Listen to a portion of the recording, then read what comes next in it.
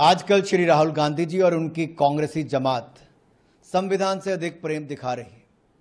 चलते फिरते संविधान की कॉपी दिखाने और इसकी झूठी कस्में खाने से सच्चाई नहीं बदल जाएगी कि अगर किसी ने संविधान का अपमान किया है तो वह है कांग्रेस और गांधी परिवार।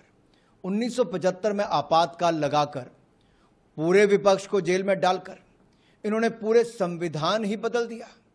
संविधान की प्रस्तावना जो संविधान की आत्मा कही जाती है, इन लोगों ने संविधान को उसकी आत्मा से ही अलग कर दिया था। पिछले सत्र में मैंने भरे सदन में श्री राहुल गांधी जी और उनके नकलची जमात से पूछा था कि क्या उन्हें यह पता भी है कि संविधान की पुस्तक में कितने पन्ने हैं। राहुल जी, आज मैं पूछता हूं कि राहुल गांधी जी जिस संविधान की कॉपी लोगों को दिखाते हैं, उन्होंने उसकी भूमिका, प्रस्तावना, प्रीफेस पढ़ा भी है। इसलिए बड़े बुजुर्ग कहते हैं कि नकल करने के लिए भी अकल चाहिए, और इन्हें अगर अकल होती तो पहले संविधान पढ़ते और कम से कम ये जो कॉपी दिखाते इसको पढ़ते। जिसका पब्लिशर का प्रकाशित ये संविधान, ये जो कॉपी है, ये आजकल राहुल गांधी लिए चलते हैं। पहले इसकी भूमिका पढ़नी चाहिए और देश को बताना चाहिए उसमें लिखा क्या है। उसमें कांग्रेस सरकार के काले कारनामे और संविधान विरोधी करतूतों का वर्णन है। भूमिका लिखने वाले भारत के सर्वश्रेष्ठ कानून के जानकार थे, जिन्होंने संविधान को देखा और समझा और परखा है। और एक एडिशन, जो मैं इस एडिशन की बात कर रहा हूं, कि भूमिका में सुप्रीम कोर्ट के सीनियर एडवोकेट और पूर्व सॉलिसिटर जनरल के वेणुगोपाल लिखते हैं कि कांग्रेस सरकार न्यायपालिका को धमकाती थी और उसे अंजाम भुगतने की धमकी भी देती थी। जब इलाहाबाद हाईकोर्ट ने इंदिरा गांधी का चुनाव रद्द कर दिया था तो श्रीमती इंदिरा गांधी जी ने देश पर आपातकाल लागू कर दिया और इंदिरा गांधी जी को कमिटेड जुडिशरी चाहिए थी, और इसलिए उन्होंने न्यायपालिका को कमजोर करने की कोशिश की। अपनी इस प्रस्तावना में के वेणुगोपाल जी आगे लिखते हैं, मैं आपको दिखा रहा हूं जो फॉरवर्ड उन्होंने लिखा है प्रस्तावना, और इसके कुछ अंश में आपको पढ़ के बताऊंगा भी।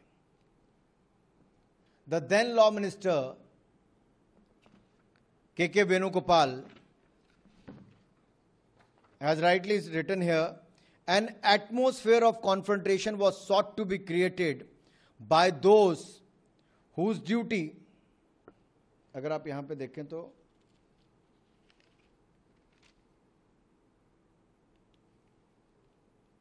an atmosphere of confrontation was sought to be created by those whose duty it was to see that they did not encroach upon the field which they did not legitimately belong to them.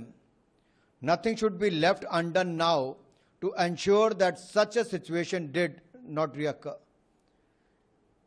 Even after the amend, Dan's confrontation continues, then I think it will be a bad day for the judiciary. न्यायपालिका को खुली चुनौती और धमकी दी गई, या तो हमें मनमानी करने दें या फिर अंजाम बुरा होगा। राहुल जी, क्या आप इस विषय पर बोलेंगे? और इसी एडिशन में वेणुगोपाल जी ने तो स्पष्ट लिखा है कि कैसे इंदिरा गांधी जी ने आपातकाल लगाकर देश के प्रजातंत्र और संविधान को रौंदा। अब इसके 7वें संस्करण की भूमिका पढ़कर सुना देता हूं, जिसमें शंकर नारायणन जी जो सीनियर एडवोकेट हैं वो क्या लिखते हैं। अगर आप उसको भी देखेंगे, उन्होंने बहुत स्पष्ट लिखा है कि our constitution was crafted by the finest and most emancipated minds of the time and thankfully not directed by the confused Nehruvian social policy that guided successive governments.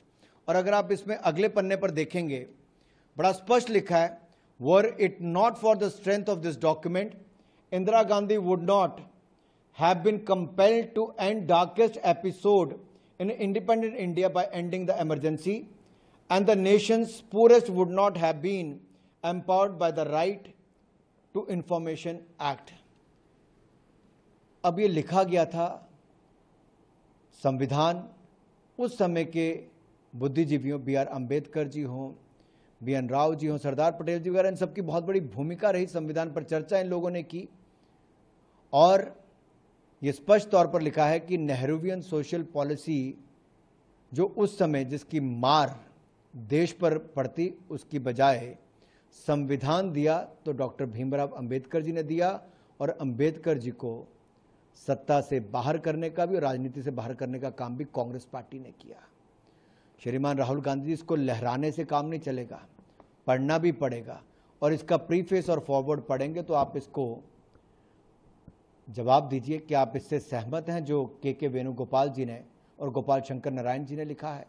और ये जो काला अध्याय इमरजेंसी का देश पर थोपा गया था, ये किसी और के द्वारा नहीं, ये कांग्रेस पार्टी और गांधी परिवार के द्वारा थोपा गया था। आपको हिपोक्रेसी भी छोड़नी चाहिए और देश से माफी भी मांगनी चाहिए।